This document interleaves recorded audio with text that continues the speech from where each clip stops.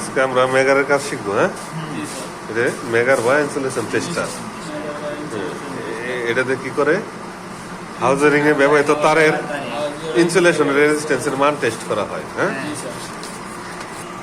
দুইটা টার্মিনাল থাকে, একটা ই টার্মিনাল আর একটা এল টার্মিনাল।